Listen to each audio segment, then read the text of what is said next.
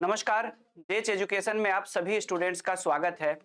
Bihar current affairs की जो series चल रही है, जिसको हम लोगों ने अभी 17वीं बीपीएससी के प्रीलिम्स के लिए भी हम लोगों ने किया था, और जिसमें आपने देखा कि बिहार करंट अफेयर्स वो सेक्शन था जिस सेक्शन में सारे क्वेश्चन क्लास से आ गए थे। यानी मैंने सितंबर 2023 से लेकर के आप लोगों को अभी अक्टूबर 2024 तक करा दिया था, जिसमें 17वीं बीपीएससी जब आप लोग देने गए थे तो सारे क्वेश्चन जो है बिहार करंट अफेयर्स के उसी सीरीज से आ गए थे। उस समय एग्जाम का बहुत ज्यादा लोड था और मुझे नेशनल और इंटरनेशनल करंट अफेयर्स तैयार करने थे, और इसीलिए मैंने क्या किया था कि नवंबर वाला जो है वो उसको रोक करके रखा था, क्योंकि नवंबर तक के नहीं पूछे जाएंगे ऐसा मुझे भरोसा था, और ऐसा हुआ भी। नवंबर के क्वेश्चन जो है वो नहीं पूछे गए। नवंबर का जो करंट अफेयर्स है वो दिसंबर में जब एग्जाम हुआ था आपका बीपीएससी का 13 तारीख को, तो उसमें नहीं आए थे। और ये कोई आश्चर्य की बात नहीं, ये हमेशा से होता रहा है। आयोग 1-1.5 महीना पहले लगभग क्वेश्चन फाइनल करके रख लेता है, ठीक है। लेकिन जो जो स्टूडेंट्स 71वीं बीपीएससी देने जा रहे हैं, या टीआरई एग्जाम जो आगे होगा बिहार में, या जो दरोगा का एग्जाम बिहार में देंगे आगे, या बिहार एसएससी के जो सीजीएल वाले एग्जाम होंगे, उन सभी एग्जाम में बिहार करंट अफेयर्स की इंपॉर्टेंट रोल रहने वाली है। और इसी में को ध्यान में रखते हुए हम उसी क्रम को आगे बढ़ाएंगे। जैसा कि मैंने कहा है कि करंट अफेयर्स की क्लासेस अब इंटरनेशनल नेशनल क्लासेस भी चलेगी, अलग से सेपरेट होगी। और यहाँ पे अगर हम लोग देखें तो बिहार करंट अफेयर्स का जो सीरीज है अक्टूबर 2024 तक मैं करा चुका हूँ आप लोगों को ऑलरेडी, वीडियो पे प्लेलिस्ट भी बना हुआ है यूट्यूब पे। और नवंबर 2024 को आइए हम लोग शुरू करते हैं। इस करंट अफेयर्स को शुरू करने इसकी प्रामाणिकता साबित हो चुकी है 17वीं बीपीएससी में। तो इस करंट अफेयर्स को शुरू करने से पहले एक इंफॉर्मेशन छोटा सा है, मैं 2 मिनट आप लोगों का लूंगा। 17वीं और 71वीं बीपीएससी को ध्यान में रख करके निबंध की क्लास जेएच एजुकेशन ऐप पे शुरू हो चुकी है 17वीं, और एडमिशन भी शुरू हो चुकी है, और एक निश्चित नंबर के बाद ये एडमिशन क्लोज कर दी जाएगी। मैं ज्यादा संख्या में छात्रों को लेने की तुलना में मैं क्वालिटी पे ज्यादा ध्यान दे रहा हूं, इसीलिए आप लोग जल्दी से, आपके पास समय है। 24 दिसंबर से ये क्लास शुरू हो चुकी है। मंडे टू फ्राइडे ये क्लास चलती है, और हर सैटरडे को टेस्ट होती है। 4 तारीख से, 4 जनवरी से इसमें टेस्ट भी शामिल हो जाएगा। जो निबंध के क्लास में इनरोल होंगे उनके लिए वो टेस्ट से फ्री है, बाकी के लिए जो टेस्ट सीरीज है वो उनको अलग से परचेज करना पड़ेगा। जो इस निबंध के बैच में नहीं अगर एडमिशन लेते हैं, सिर्फ टेस्ट सीरीज लेना चाहते हैं, तो उनके लिए तो 17वीं का जो ये निबंध है ये 17वीं 71वीं दोनों के लिए उपयोगी है। और इसमें मैं आपको बता दूं कि दार्शनिक विषयों पे यानी फिलोसॉफिकल इशू, कंटेम्परेरी इश्यूज यानी समसामयिक विषय, और उसके अलावा भोजपुरी और मैथिली मुहावरे और लोकोक्तियों पर आधारित निबंध कराने वाला हूं। और टोटल जो ये क्लास है ये 1.5 महीने का लगभग ये क्लास है, और इस 1.5 महीने के दौरान 35 से 40 के आसपास निबंध आपको क्लास में कराए जाएंगे। पूरा फुल में लिखाया जाएगा, फुल लेंथ में। इंग्लिश और हिंदी दोनों मीडियम में ये क्लास चलेगी। और उसके अलावा लगभग 20 के आसपास आपको निबंध का फॉर्मेट दिया जाएगा, जिससे आप ऐसे राइटिंग को डेवलप कर सके अपने आप को, ठीक है। और ये क्लास में पूरी तरह से लगभग 35 से 40 निबंध लिखाए जाएंगे। किसी भी प्रकार का कोई डाउट हो या कुछ और पूछना जानना चाहते हैं, कोई इन्फॉर्मेशन, तो आप इस नंबर पे 8750950238 पे व्हाट्सअप कर सकते हैं। उसके अलावा ऐसे स्टूडेंट्स जो निबंध के लेखन कार्यक्रम में नहीं जुड़ करके सिर्फ टेस्ट सीरीज करना चाहते हैं, तो 17वीं बीपीएससी निबंध का टेस्ट सीरीज भी शुरू हो चुका है, और ये एनरोलमेंट इसमें भी शुरू हो चुकी है। 4 जनवरी से ये टेस्ट चलेगी, और हर सैटरडे को ये टेस्ट होगी। इसकी फीस सिर्फ 1500 रुपये रखी गई है। और अगर आपको और इन्फॉर्मेशन चाहिए, ये भी टेस्ट हिंदी इंग्लिश दोनों में होगी, और हर सैटरडे को फुल टेस्ट होगी, यानी टोटल 10 फुल टेस्ट होंगे इसमें। और इसकी फी अभी इनिशियल फी इतनी रखी गई है, तो आप चाहे इसमें भी जुड़ सकते हैं। ऐसे स्टूडेंट जो बहुत पहले से बीपीएससी की तैयारी कर रहे हैं, लेकिन मेंस वाला जो सेक्शन है जिसको लेकर के करंट का जो सेक्शन है, करंट अफेयर्स का पेपर 1 का सेक्शन 2, जिसमें कॉन्फिडेंस नहीं बन रहा है, लिस्ट ऑफ टॉपिक को लेकर के कंफ्यूजन है, कंटेंट को लेकर के, आंसर राइटिंग को लेकर के, तो इसमें भी मैं इंटरनेशनल, नेशनल और बिहार के करंट अफेयर्स मेंस के पॉइंट ऑफ व्यू से कराऊंगा। साथ में आंसर भी लिखाऊंगा। इंग्लिश हिंदी दोनों मीडियम में ये चलेगी। और ये क्लास जो है वो 1 सप्ताह पहले तक, यानी मेंस एग्जाम जो आपका शुरू होगा उससे 1 सप्ताह पहले जाकर के ये खत्म होगी, चूंकि एकदम 15 दिन पहले के भी मुद्दों पे क्वेश्चन बनते हैं बीपीएससी के मेंस में, जैसा कि देखा गया है। इसकी फीस सिर्फ 2500 रुपये रखी गई है। ये इनिशियल फीस है, बाद में ये फी बढ़ जाएगी, ध्यान रखिए इस चीज को। व्हाट्सएप पे अगर आपको कुछ और भी जानकारी चाहिए तो आप व्हाट्सएप पे इस नंबर पे व्हाट्सएप कर सकते हैं, या फिर आप प्ले स्टोर पे जाकर के, जो जिसका लिंक मैंने डिस्क्रिप्शन में दिया हुआ है, Ravi Kumar Jha JH education app है, उसको आप प्ले स्टोर से डाउनलोड करके इनरोल कर सकते हैं खुद को। आइए हम लोग टॉपिक पे आते हैं, और टॉपिक ये है कि बिहार में बड़ी मात्रा में इन्वेस्टमेंट बढ़ी है। बिहार उन राज्यों में से है जिस राज्य में पिछले दिनों कई गुना ज्यादा वृद्धि हुई है इन्वेस्टमेंट में। और हाल ही में जो एक रिपोर्ट आई है, उस रिपोर्ट के अनुसार विभिन्न क्षेत्रों में 2022 और 24 के वित्तीय वर्ष के दौरान, यानी सिर्फ 2 वर्ष में बिहार में 12,000 करोड़ का निवेश प्रस्ताव प्राप्त हुआ है बिहार को। ठीक है, 12,000 करोड़ का निवेश प्रस्ताव बिहार को सिर्फ 2 साल के अंदर प्राप्त हुए हैं। और एक आशा जगी है कि एक ऐसा राज्य, जिस राज्य के बारे में कहा जाता था कि पिछड़ा हुआ राज्य है, वो राज्य तेजी से इन्वेस्टमेंट प्रपोजल्स को स्वीकार कर रहा है। राज्य में इन्वेस्टमेंट बढ़ रही है, इंडस्ट्रियल इन्वायरमेंट क्रिएट हो रहा है और आने वाले समय में बड़ी मात्रा में राज्य सरकार को राजस्व की भी प्राप्ति होगी और बिहार में रोजगार के अवसर का भी सृजन होगा। तो 12,000 करोड़ का इन्वेस्टमेंट जो है प्रपोजल 2022 से 24 के बीच में बिहार को प्राप्त हुआ है। ये हाल ही में एक रिपोर्ट में इस बात का खुलासा किया गया है।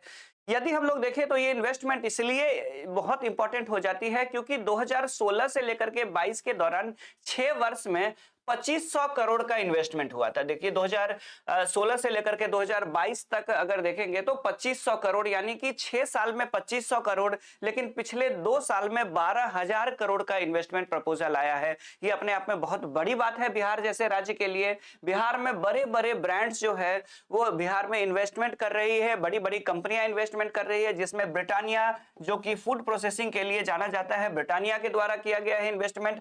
कई जगह इनके ब्रेड और बिस्किट के प्लांट्स लगाए गए हैं। पेप्सी के द्वारा आपको पता है कि बिहार में ऑलरेडी बरौनी में अपना प्लांट बनाया गया। टाटा समूह भी बिहार में कई जगह पे इन्वेस्टमेंट कर रही है। उसके अलावा मेदांता जैसे जो मेडिकल जो कंपनियां है, जो मेडिसिन से लेकर के अन्य चीजें बनाने के लिए, फैसिलिटी के लिए फेमस है, ये कंपनी के द्वारा इन्वेस्टमेंट किया गया है। तो बिहार में बड़े बड़े इन्वेस्टर बन करके उभर करके सामने आए हैं, ब्रिटानिया, पेप्सिको, मेदांता, टाटा, इन ग्रुप के द्वारा। उसके अलावा अगर आप देखेंगे तो बिहार में जो सेक्टर्स है जिसपे सबसे ज्यादा इन्वेस्टमेंट हुआ है वो है कपड़ा, चमड़ा, खाद्य प्रसंस्करण और सीमेंट उद्योग।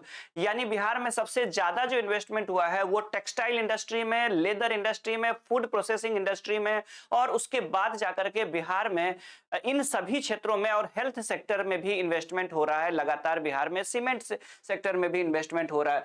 अंबुजा सीमेंट्स के द्वारा के कई सारे प्लांट बिहार में लगाए गए हैं। टाटा समूह अपना ताज होटल बनाने जा रही है बिहार में, और उसके बाद जाकर के मेदांता जो है वो हॉस्पिटल्स के हॉस्पिटल बनाने जा रही है बिहार में। इसके इन सभी में जो एक मोस्ट इंपॉर्टेंट वो है खाद्य प्रसंस्करण यानी फूड प्रोसेसिंग इंडस्ट्री, जिसके तहत चिप्स से लेकर के विभिन्न प्रकार के कुरकुरे, नमकीन वगैरह सब से लेकर के फ्रूट जैम, फ्रूट जूस वगैरह सब, और इन सब में जितने प्रकार की खाने पीने की जो चीजें, जिसको खाद्य प्रसंस्करण उद्योग कहा जाता है, जिनको खाद्यान्न या खाने वाली चीजों को जब पैकेजिंग की जाती है प्रोसेस्ड करके तो उसको फूड प्रोसेसिंग कहा जाता है। वो कुरकुरे से लेकर के, चिप्स से लेकर के, फ्रूटी से लेकर के पेय पदार्थ तक हो सकता है। और इनमें सबसे बड़ी बात क्या है कि ना सिर्फ ये बिहार के आर्थिक विकास में सहायक होंगे, बल्कि बिहार के किसानों को भी इससे लाभ मिलेगा, क्योंकि ज्यादातर मामलों में इन प्रोसेसिंग इंडस्ट्री में, जैसे कि अगर उनको पॉपकॉर्न बनाना है तो बिहार में उत्पादित मक्के का उपयोग किया जाएगा। उनको अगर कुरकुरे टाइप का कुछ बनाना है, स्नैक्स बनाना है,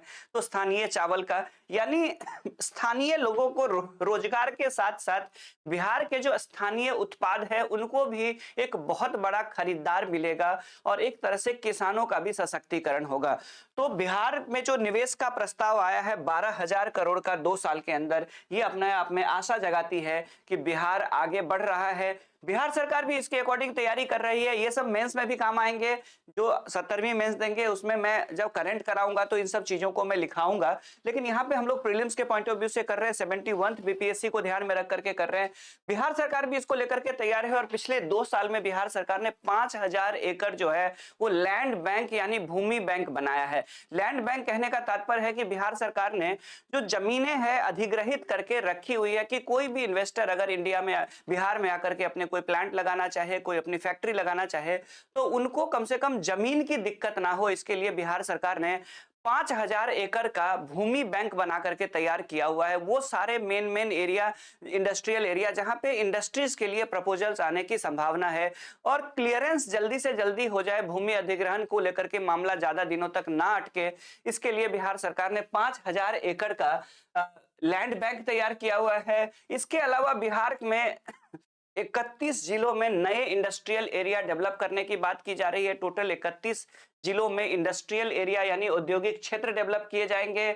और बिहार के 2 जिले पश्चिमी चंपारण और बक्सर, जहां पे SEZ यानी स्पेशल इकोनॉमिक जोन का प्रस्ताव आया है। स्पेशल इकोनॉमिक जोन जो होता है वो टैक्स के मामले में अगर आप देखेंगे तो टैक्स के मामले में उसमें छूट दी जाती है, कई सारे नियमों में छूट दी जाती है, जिसकी वजह से ये एक बड़ा इंडस्ट्रियल हब बनकर के उभरता है, जिसमें निर्यात के साथ साथ जो न सिर्फ एक्सपोर्ट को प्रमोट करता है बल्कि जो SEZ होता है वो बड़े पैमाने पर लोगों को रोजगार भी देता है और राज्य के आर्थिक वृद्धि में सहायक होता है। स्पेशल इकोनॉमिक जोन एक परिक्षेत्र होता है जिस परिक्षेत्र में विभिन्न प्रकार के उद्योग या एक ही प्रकार के उद्योग का एक बड़ा सा क्षेत्र होता है और जिसके लिए अलग से नियम बनाए जाते हैं और बहुत सारे मामलों में उन्हें नियमों में ढील दी जाती है, जिससे तेजी से आर्थिक विकास होता है उस क्षेत्र का भी।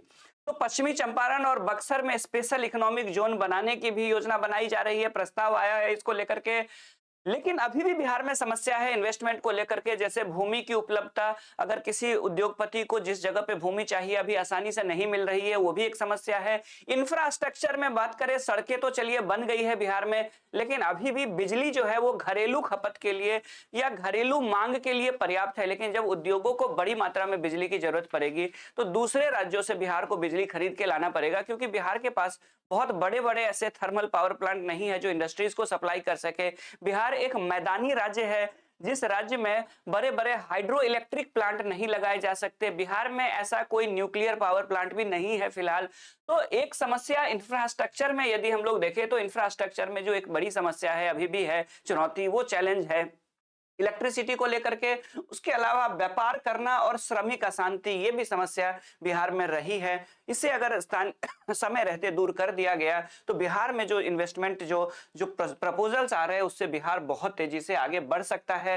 हालांकि राज्य सरकार ने भी तैयारी की है और राज्य सरकार ने सिंगल विंडो सिस्टम को अपनाया है, यानी एकल खिड़की प्रणाली की तरफ बढ़ रही है, जिसके तहत सिंगल लॉगिन करके एक ही विंडो, यानी कहने का मतलब है कि एक ही वेबसाइट पे, यानी बियाडा के वेबसाइट पे Bihar industrial area development authority, जिसको हम लोग बियाडा कहते हैं, बियाडा के वेबसाइट पे कोई भी इन्वेस्टर जो है वो लॉगिन करके एक ही जगह से सारे क्लियरेंस को प्राप्त कर सकता है। आपको बता दूं कि भारत या बिहार में पहले ये सिस्टम था कि अलग अलग विभागों तक मैनुअल रूप से उद्योगपति को जाना पड़ता था, या तो खुद या अपने प्रतिनिधि के साथ या प्रतिनिधि को लेकर के बहुत सारे डॉक्यूमेंट्स लेकर के अलग अलग विभागों के चक्कर लगाने पड़ते थे, वहां पे फाइलों को पास कराना पड़ता था, चाहे क्लियरेंस के लिए पर्यावरण विभाग हो, भूमि अधिग्रहण से संबंधित विभाग हो या अन्य बिजली विभाग हो। अब ये सारे झंझट को खत्म करने की कोशिश कर रही है और बिहार सरकार जो है वो सिंगल विंडो सिस्टम की तरफ बढ़ रही है। यानी किसी भी उद्योगपति, अगर कोई उद्योगपति बिहार में उद्योग लगाना चाहे तो वो बियाडा के वेबसाइट पे जाकर के लॉगिन करेंगे और वहीं पे उनकी सारी समस्याओं का समाधान हो जाएगा। और धीरे धीरे बिहार इस तरफ बढ़ रही है, तो आने वाले समय में उम्मीद है कि बिहार में बड़ी मात्रा में औद्योगिक विकास होगा। अब दूसरा, अब इसी से देखिए इस मंथ से हम लोगों ने एक कुछ नया करने की कोशिश की और नया ये किया है कि हम लोग जब पूरे कंटेंट को, न्यूज को पढ़ लेंगे तो उस न्यूज पे आधारित क्वेश्चन भी मैंने साथ साथ बना दिया है ताकि हम साथ में अभ्यास भी कर सके। तो जो ऊपर का न्यूज नंबर 1 है उससे रिलेटेड ये क्वेश्चन है कि which of the following is false regarding investment in Bihar, यानी निम्नलिखित में से बिहार में निवेश को लेकर के असत्य है। तो 2022 और 24 के बीच में 12,000 करोड़ रुपए का निवेश प्रस्ताव प्राप्त हुआ है, सही है, बिल्कुल सही है। दूसरा है ब्रिटानिया, पेप्सिको, टाटा समूह और मेदांता जैसी बड़ी कंपनियां बिहार में निवेश कर रही है। ठीक है, कंपनियां बिहार में निवेश कर रही है, ये भी सही है। चलिए, ये भी सही है कथन। उसके बाद जाकर के थर्ड स्टेटमेंट है, ये मुख्यतः कपड़ा, चमड़ा, खाद्य प्रसंस्करण और सीमेंट उद्योगों में हो रहा है। This investment is mainly being made in textile, leather, food processing and cement industry, ये भी सही है। उसके बाद है कि राज्य सरकार ने 2024 में नई निवेश नीति बनाई है, ये गलत है, यानी कि ये डी आंसर होगा, क्योंकि 2024 में नहीं बल्कि बिहार सरकार ने 2022 में इन्वेस्टमेंट पॉलिसी बनाई थी, नई इन्वेस्टमेंट पॉलिसी बनाई थी, जिसके तहत अगर हम लोग देखें तो बेसिकली जो टेक्सटाइल इंडस्ट्री है और लेदर इंडस्ट्री है उसको लेकर के उसको प्रमोट करने के लिए ये इन्वेस्टमेंट पॉलिसी बनाई थी। तो बिहार में जो नई निवेश नीति बनाई गई थी, औद्योगिक प्रोत्साहन और निवेश नीति जो बनाई गई थी वो 2022 में बनाई गई थी, ना कि 2024 में। तो इस तरह से ये जो आंसर है इसका आंसर होगा डी। आगे बढ़ते हैं, देखते हैं न्यूज नंबर 2 कौन सा है, तो इसका आंसर है डी। आगे बढ़ते हैं, न्यूज नंबर 2 है, बिहार में जब बिहार के लोग छठ पूजा की तैयारी कर रहे थे, यानी कि छठ पूजा से 2 दिन पहले जो शाम का जो अर्घ होने वाला था उससे 2 दिन पहले एक दुखद खबर आई, और वो दुखद खबर ये थी कि छठ पूजा के जो छठ गीत है उसको घरों घरों तक पहुंचाने वाली, पिछले 3 दशक से घरों घरों तक पहुंचाने वाली स्वर कोकिला शारदा सिन्हा को छठी मैया ने अपने पास बुला लिया, अर्थात उनकी मृत्यु हो गई। तो ये एक दुखद न्यूज था नवंबर में। तो 5 नवंबर को क्या हुआ था देख लीजिए, तो बिहार की लोक गायिका शारदा सिन्हा 5 नवंबर 2000 शारदा सिन्हा का 5 नवंबर 2024 को दिल्ली में निधन हो गया। आपको पता है कि कैंसर से जूझ रही थी। तो Bihar folk singer Sharda Sinha passed away on 5 November 2024 in Delhi. तो 5 नवंबर 2024 को दिल्ली में निधन हो गया था इनका। इनको स्वर कोकिला, बिहार की कोकिला के नाम से जाना जाता था। कोकिला अर्थात कोयल की तरह मधुर, ठीक है। तो बिहार की कोकिला के नाम से प्रसिद्धि थी शारदा सिन्हा, और विशेषकर छठ पूजा के गीत, जो इनके जो गीत है वो घरों घरों में कैसेट के माध्यम से पहुंचा था जब इन्होंने छठ के गीत गाए थे। और आज भी कोई दूसरा जो गाना है वो इतना मधुर या इतना लोकप्रिय नहीं हुआ जितना कि छठ के गाने शारदा सिन्हा जी के द्वारा गाया गया था, ठीक है। तो छठ के पूजा के गाना के लिए बहुत ज्यादा प्रसिद्ध रही थी छठ, और सामा चकेवा के गाना के लिए। उसके अलावा ये लोक गायिका थी, इन्होंने भोजपुरी, मैथिली, मगही और हिंदी फिल्मों के लिए भी इन्होंने कुछ गीत गाए थे, बॉलीवुड की फिल्मों के लिए भी कुछ गीत गाए थे। उनके अलावा भोजपुरी, मैथिली और मगही भाषा में भी इन्होंने, मगही बोली में भी इन्होंने गाना गाए हुए हैं। लोक संगीत में इनके योगदान को देखते हुए 2018 में भारत सरकार ने इनको पद्म भूषण से सम्मानित किया था, यानी she was awarded the Padma Bhushan in the year 2018 for his contribution to folk music. अब देखिए इस पर क्या क्वेश्चन बन सकता है, तो इस पर क्वेश्चन ये बन सकता है, क्वेश्चन नंबर 2, कि Bihar folk singer Sharda Sinha died in Delhi on November 5, 2024। She was a singer of which language, यानी बिहार की लोक गायिका शारदा सिन्हा का 5 नवंबर 2024 को दिल्ली में निधन हो गया, वो किस भाषा की गायिका थी।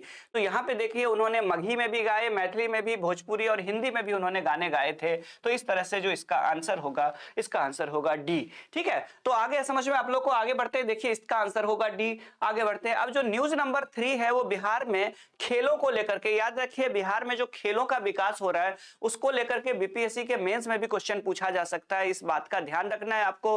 तो बिहार में खेलों को लेकर के बहुत सारे पॉजिटिव वो आ रहे हैं, न्यूज आ रहे हैं, और उसी में से एक पॉजिटिव न्यूज ये है कि अगले साल जो 2025 में 27 अगस्त से लेकर के जो 7 सितंबर के बीच में 2025 में पुरुष हॉकी एशिया कप का आयोजन किया जाएगा, यानी महिला एशिया हॉकी कप का ऑलरेडी एशिया महिला ठीक, एशिया कप महिला हॉकी का आयोजन पिछले साल ऑलरेडी यानी 2024 में बिहार में हो चुका है।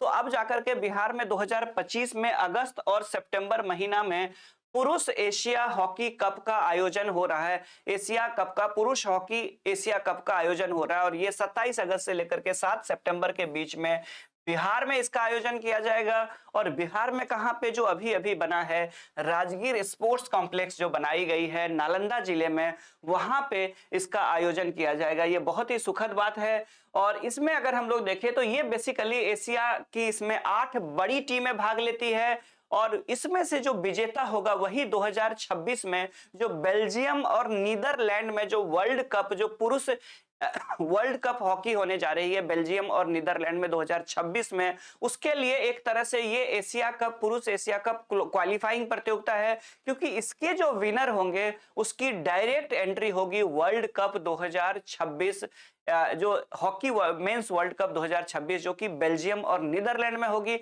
तो इस तरह से बिहार के राजगीर में होने वाला जो ये पुरुष एशिया कप है वो काफी महत्वपूर्ण हो जाता है। इससे पहले यदि हम लोग देखेंगे तो इससे पहले भी देख लीजिए, नवंबर महीने में 2024 में महिलाओं का जो एशिया कप चैंपियंस ट्रॉफी है इसका आयोजन किया गया था राजगीर के स्पोर्ट्स कॉम्प्लेक्स में, जहां पे चाइना को फाइनल में हरा करके इंडिया ने ट्रॉफी पे कब्जा जमाया था। अब देखिए इस पे जो क्वेश्चन बन सकता है, क्या क्वेश्चन बन सकता है, ये क्वेश्चन मैंने खुद बनाया है, देख लीजिए आपके सामने है। क्वेश्चन नंबर 3 कि at which place in Bihar will the men's hockey Asia cup be organized from 27 August to 7 September 2025, यानी 27 अगस्त से लेकर के 27 अगस्त से 7 सितंबर 2025 के बीच पुरुष हॉकी एशिया कप का आयोजन बिहार के किस स्थान पर किया जाएगा? गया, पटना, राजगीर और भागलपुर। तो आपको पता है कि राजगीर स्पोर्ट्स कॉम्प्लेक्स में इसका आयोजन किया जाएगा।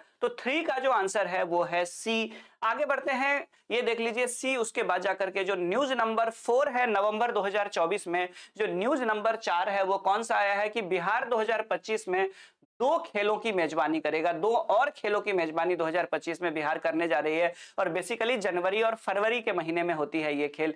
तो Bihar is going to host Khelo India youth game and Khelo India para games. ठीक है, खेलो इंडिया यूथ गेम यानी युवाओं का जो खेलो इंडिया जो युवा खेल प्रतियोगिता है उसका आयोजन बिहार के राजगीर में होगा, और दूसरा जो है खेलो इंडिया उसी के जस्ट बाद जो होती है पैरा गेम्स यानी जनवरी और फरवरी के महीने में। तो इसका भी आयोजन राजगीर स्पोर्ट्स कॉम्प्लेक्स में होगा। तो खेलो इंडिया यूथ गेम जो है भारत में स्कूल और कॉलेज लेवल की प्रतियोगिता है, ठीक है, जिसमें 2 समूह बेसिकली होते हैं। एक अगर हम लोग देखें विभिन्न प्रकार के होते हैं, एक स्कूल और दूसरा कॉलेज लेवल के जो छात्रों के लिए होता है, और ये डिफरेंट टाइप के स्पोर्ट्स इसमें होते हैं, और ये खेल हर साल जनवरी और फरवरी के महीने में आयोजित किया जाता है। तो ये इस बार 2025 में कहां हो रही है? राजगीर स्पोर्ट्स कॉम्प्लेक्स बिहार में होने जा रही है, और भारत सरकार के जो खेलो इंडिया पहल है उसी का ये पार्ट है। पहला जो श्रेणी होता है उसमें 17 वर्ष से कम आयु के, और दूसरे जो श्रेणी होते हैं उसमें 21 वर्ष से कम आयु के जो कॉलेज के छात्र होते हैं वो भाग लेते हैं। 17 साल वाले में स्कूल के छात्र भाग लेते हैं, 17 वर्ष से कम आयु वाले में स्कूली छात्र, और 21 वर्ष से कम आयु वाले में कॉलेज के छात्र इसमें भाग लेते हैं। उसके बाद जाकर के खेलो इंडिया के ही तहत पैरा एथलीट के भी पैरा एथलीटों के लिए भी पैरा गेम्स का आयोजन किया जाता है। तो इसका भी आयोजन होगा, यानी खेलो इंडिया यूथ जो है और खेलो इंडिया जो पैरा यूथ गेम है उसका भी, दोनों का आयोजन राजगीर स्पोर्ट्स कॉम्प्लेक्स में 2025 के जनवरी फरवरी में होने जा रही है। बेसिकली जो इसका आयोजन होता है युवा मामले के खेल मंत्रालय भारत सरकार का और भारतीय खेल प्राधिकरण और अन्य निकाय मिलकर के इसका आयोजन करती है। ये दरअसल खेलो इंडिया इनिशिएटिव का ही एक पार्ट है। इसके अलावा बिहार स्पोर्ट्स में और तेजी से आगे बढ़ रहा है, और खेलो इंडिया प्रोग्राम के ही तहत खेलो इंडिया केंद्र टोटल बिहार के 38 में से 38 जिलों में खेलो इंडिया केंद्र और खेलो इंडिया राज्य उत्कृष्टता केंद्र बनाई गई है। तो कुल मिलाकर के ये न्यूज नंबर 4 है, इसको आप लोग ध्यान से पढ़ लेंगे। अब इस पर देखिए क्या क्वेश्चन बन सकता है, हम लोग देखें तो इस पे क्वेश्चन बन सकता है कि who will Bihar host in 2025, यानी बिहार 2025 में किसकी मेजबानी करेगा। ठीक है, तो बिहार अगर हम लोग देखें तो बिहार खेलो इंडिया यूथ गेम 2025 की मेजबानी कर रहा है, खेलो इंडिया पैरा गेम की मेजबानी कर रहा है, पूर्व सितंबर अगस्त में पुरुष हॉकी एशिया कप की मेजबानी कर रहा है। इस तरह से बिहार इन तीनों खेलों की मेजबानी 2025 में करने जा रही है, और इस तरह से इसका जो आंसर होगा, इसका आंसर होगा डी। तो 4 का इसका आंसर होगा डी। आगे बढ़ते हैं, न्यूज नंबर 5 देखते हैं नवंबर महीने में कौन सा था। तो न्यूज नंबर 5 ये था कि जो दिल्ली कोलकाता जो वो बन रही है, ठीक है, नेशनल इंडस्ट्रियल, अगर हम लोग देखें तो दिल्ली और कोलकाता के बीच में जो इंडस्ट्रियल कॉरिडोर बन रही है, उस कॉरिडोर के अगर हम लोग बात करें, national industrial corridor development corporation और Bihar industrial area development authority यानी बियाडा ने एक स्टेट सपोर्ट स्टेटमेंट और उसके बाद शेयर होल्डर एग्रीमेंट पे साइन किया है। ये किस लिए साइन किया गया? ये साइन इसलिए किया गया क्योंकि गया जिले के जो गया इंटरनेशनल एयरपोर्ट है उसी के बगल में एक बहुत बड़ा इंडस्ट्रियल एरिया या इंडस्ट्रियल क्लस्टर बन रही है, मैन्युफैक्चरिंग क्लस्टर होगा, यानी बहुत बड़ा सा एक औद्योगिक क्षेत्र बन रही है। और उसको लेकर के बियाडा और उसके बाद जाकर के national industrial corridor development corporation यानी एनआईसीडीसी और बियाडा यानी Bihar industrial area development authority BIADA दोनों ने साइन किया है। किस पे? स्टेट सपोर्ट एग्रीमेंट पे साइन किया है और शेयर होल्डर एग्रीमेंट पे साइन किया है दोनों ने। और इस साइन के इसके तहत, इस समझौते के तहत क्या किया जाएगा? तो एक इंटीग्रेटेड मैन्युफैक्चरिंग क्लस्टर यानी एकीकृत विनिर्माण क्लस्टर की स्थापना की जाएगी, जहां पे विभिन्न प्रकार के वस्तुओं का विनिर्माण किया जाएगा। और इसके अंतर्गत अगर हम लोग देखें तो अमृतसर कोलकाता औद्योगिक गलियारा, ठीक है, और उसी में गया, उसी के रास्ते में गया जिला भी पड़ता है। यानी अमृतसर से लेकर के गया जिले के बीच में जो industrial Amritsar Kolkata industrial corridor बन रही है, उसी कॉरिडोर के रास्ते में वो गया से ही गुजरती है। थोड़ा सा मैं आपको गूगल मैप पे भी उसको दिखाई देता हूं।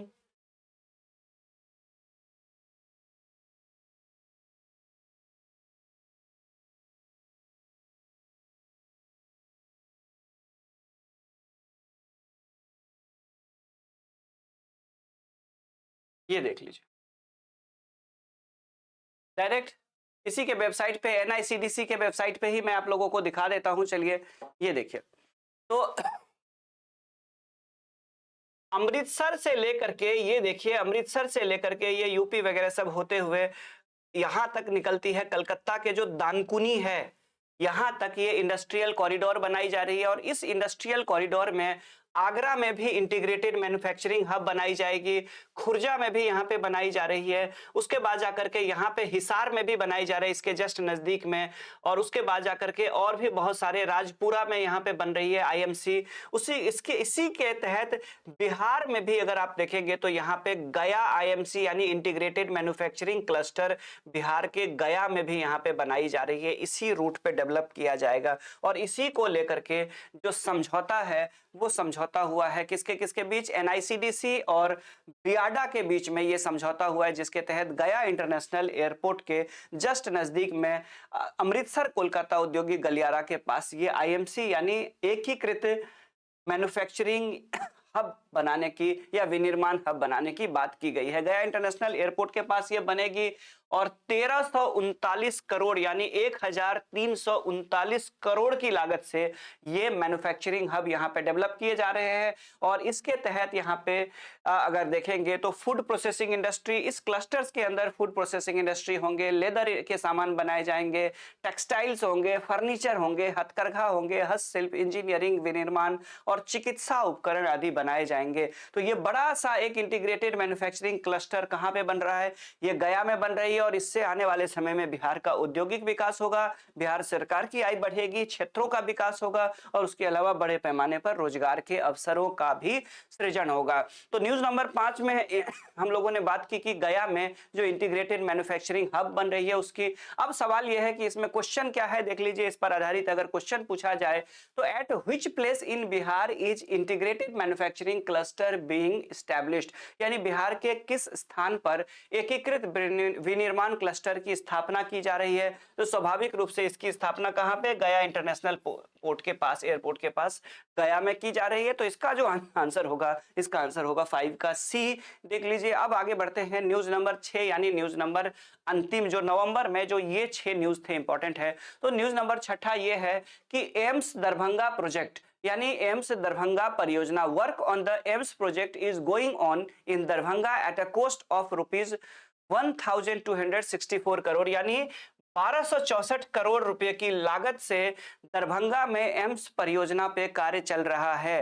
दरभंगा के शहर के बाहर के क्षेत्र में बनने वाला जो ये एम्स होगा, ये भारत का 23वां और पटना के बाद ये बिहार का दूसरा एम्स होगा। यानी भारत का दरभंगा में जो बनने वाला एम्स है ये भारत का 23वां एम्स है और बिहार का ये पटना के बाद दूसरा एम्स है। 12,000 कितना है देख लीजिए, 12,000 12,000 कह रहे 1,264 करोड़ की लागत से ये एम्स बन रहा है। और ये एम्स दरभंगा शहर से थोड़ा बाहर की ओर उसके आउटर एरिया में जो शोभन एकमी बाईपास है वहां पे एक गांव है शोभन, और उन्हीं गांव की खेत के क्षेत्र का जमीन अधिग्रहण किया गया। और जहां पे अभी हाल ही में आपने देखा होगा कि इस एम्स के बनाने की तैयारी शुरू हो चुकी है, और अभी दिसंबर में प्रधानमंत्री आए थे इसके शिलान्यास के लिए। ठीक है, तो शोभन गांव के पास शोभन एकमी जो बाईपास है वहां पे ये एम्स बन रहा है। बीपीएससी का एक इतिहास रहा है, जब एक बार दरभंगा में तालाब में जब फ्लोटिंग